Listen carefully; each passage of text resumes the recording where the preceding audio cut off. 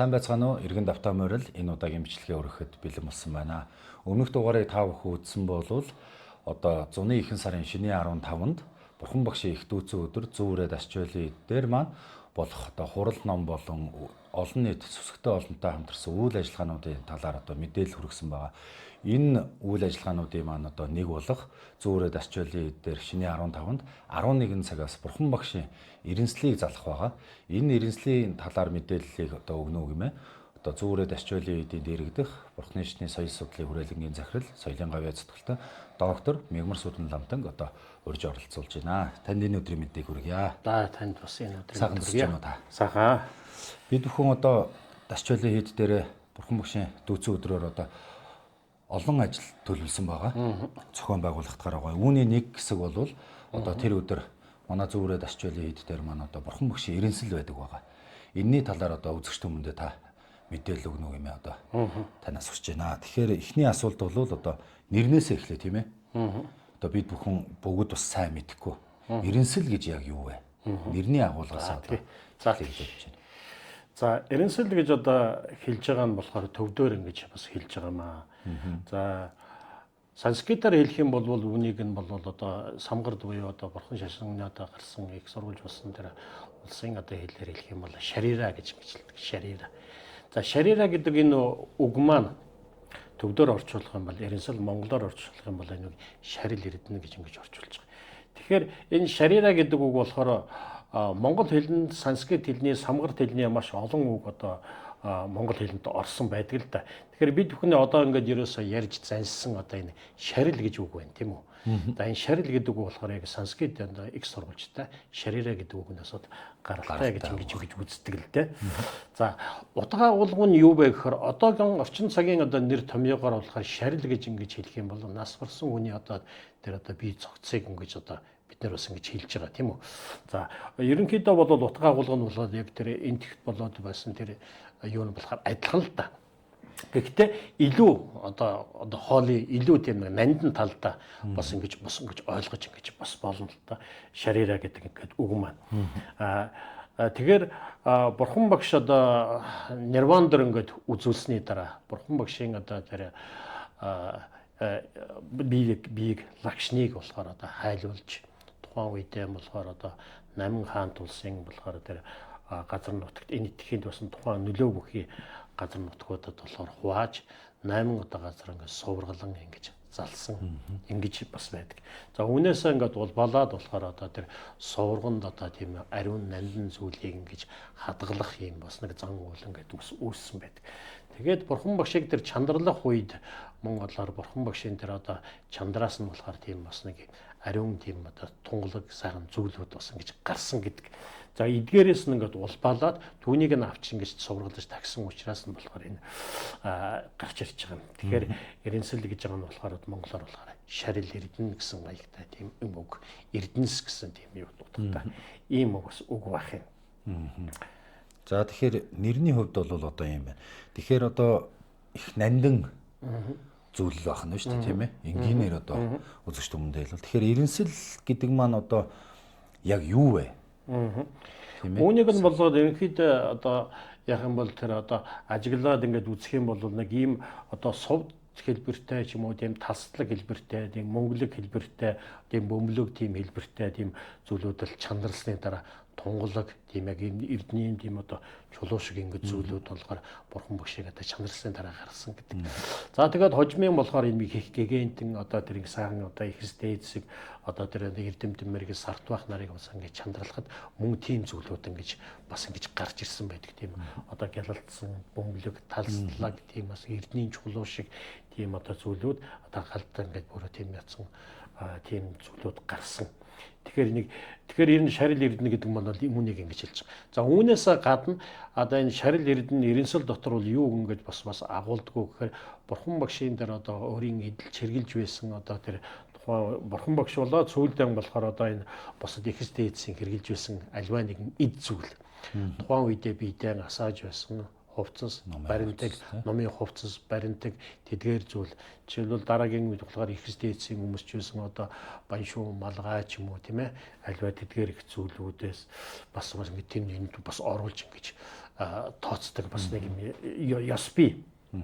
Тэгэхээр эдгээр бүх зүйлүүдийг нь болгонгод нийтлэхээр ингэж хэлж бас болно. Тэгэхээр одоо энэ эренсэл буюу энэ эрдэнэд одоо лам ховрогоод төдийгүй одоо сүсгтэй болон мөрөгсний одоо ач тусаар энэ бол одоо нийтэд тийм олон байдаг шүтэн биш шүү дээ тийм ээ. Эренсэл эрдэнэ гэдэг маань бол одоо энэ дэлхий дээр бол маш цөөн тавгаар маш ховор байдаг.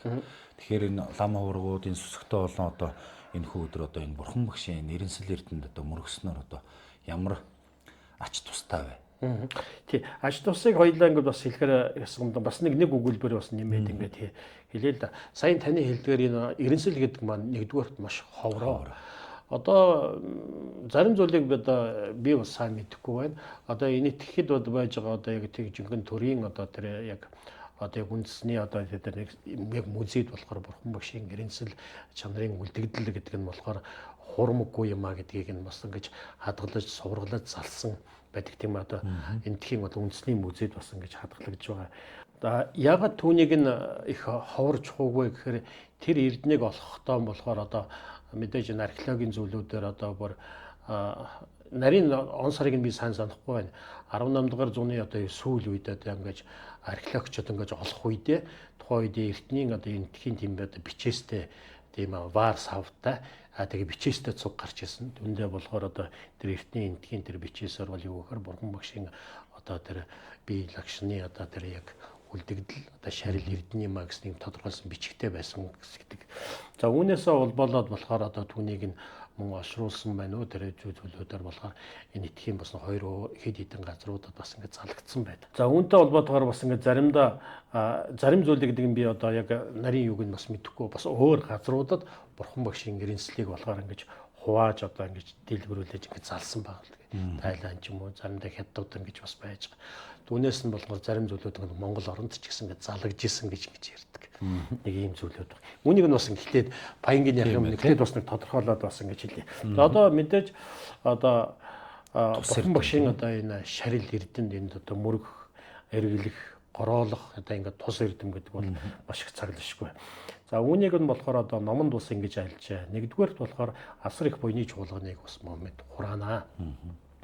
Сүсэг бишрлийг улам одоо батаа болгоно. Мэдээж одоо 2500 жилийн өмнө бурхан багшийн гэгээн бодгоор заларч байсан бид бүхэн бодтой уулзахын юугүй тийм ээ бурхан багшийн бид нөхнөөс өмнө 2500 жилийн өмнө заларсан бодгол учраас бурхан багшийн бодтой лагшинтай ингээд уулзсантай адилханаар одоо хэрвээ итгэж сүсгэлэх юм бол бид бүхэн бас одоо улам их буйныг хөнгөж хураана. Тэгэхээр хүний сүсэг сэтгэлийг сүсэг бишрлийг улам ингэж баттгахын бас тус эрдэмтэй мэдээж айдас чанлавтай тэр айдас нарийн айдас чанлавтай гэж мөргсөн айдас чанлавыг ингэж бас ингэж хүртэнэ. За мэдээж бол ингээд юу гэхээр номд бас альцгаар хүний нүгэл хилэнц түүтгэр зовлон түүтгэрийг болохоор нэмгэлнэ тийм ээ багасгана арилгана гэж ингэж бас номонд бас ингэж айлцсан байна. За үүнээс гадна гэгэрлийн зам мөрд буюу бодмөрийн зам мөрд одоо бид хүн улам замнах тэр зам мөрд нь бол улам ингэж дэвт болгоно. Улам гэж дэвт болгоно гэж айлдаж. За мөн үеийн сайн барилгыг улам тогтооно гэж. Үеийн сайн барилгыг тогтооно гэхээр бид хүн тэр одоо их тэр одоо их ариун нандин шүтэнд мөргснээр бид нар нүглээ арилгаж буняа гэж хурааснаар бид хүний одоо тэр сайн барилга тэр үйл нь болохоор сайн хураана гэсэн. За мөн ном, буян, бясалгын хүч харагдана. Энэ бол мэдээж хүний буян ихтэй нүгэл багсаад ингээд ирэхээр номд шамдах хүний буян ихтэн мөн одоо тэр хийж байгаа бясалгал үзэж байгаа ном эдгээр бүхэн болохоор улам илүү хүчтэй, чадaltaй аривдна гэсэн. Ном өгцөд илүү их сайхан болно. Тэгээд мөн ийм одоо нандин шүтэнийг залсан газар нутаг улс оронд айдас чанлуу ингэж хурж тогтно. Тэгэхээр Монгол оронд маань ийм сайхан зал буянтай ийм сайхан айдас чанлуу ингэж байгаа болохоор гэж. За мөн бас ингэж өөрөөр бас ингэж альдаж номдор бас ингэж гарсан байна. Бурхан шашны гүн гүнзгий онол сургаалыг нь онож ухаарах. За илбэрэл нэгүсэл бод сэтгэл төрөх. За бодмөрийн одоо номыг үзэл судлах үр хөрөнгийг болохоор үүсгэнэ гэж ингэж.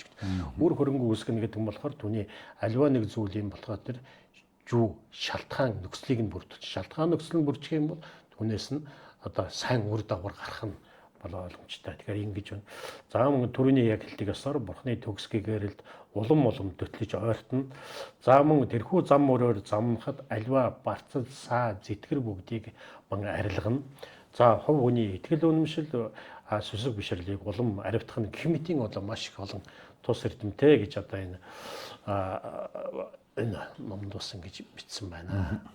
Тэгэхээр одоо дэлхийд Монгол оронд төдийгүй бүр дэлхий дээр одоо цөөхөн байгаа энэ Бурхан багшийн эренсэл эрдэнэ шүтээн бол одоо цаглашгүй нандин шүтээн байх нэ гэж ойлгох нь байна тий. Тэгэхээр үүгээрээ бол бид хүн бас нэгдүгээрт бас маш их азтай, маш их одоо бас ингээд бас буянтай бас тийм ээ ийм саган зүйлтэй бас золгож биширч мэдээж одоо хүн зарим хүмүүс ярьдаг шүү дээ тийм ээ алгаараа харж арваараа тэмтэрнэ гэдэг шиг бодтойгоор түнд нь бас ингэж ойртож тахил өргөх одоо ийм мөргөх эргэл хийх гороо хийх одоо боломж нөхцөл бүрдэнэ гэдэг маань бас маш их сайхан зол завшаан гэж бодож байна. Мэдээлэл өгсөн танд маш их баярлалаа. Ингээд Зөв хүрээд Ачаалын хэд дээр зуны ихэнх сарын шинийн 15-нд Бурхан багшийн их дүүцэн өдрөөр 11 цагаас Бурхан багшийн эренсэл эрдэнэ мөргөж цаглашгүй их буйныг хураах одоо заллага айлтгаж байна. Та бүхэндээ баярлалаа.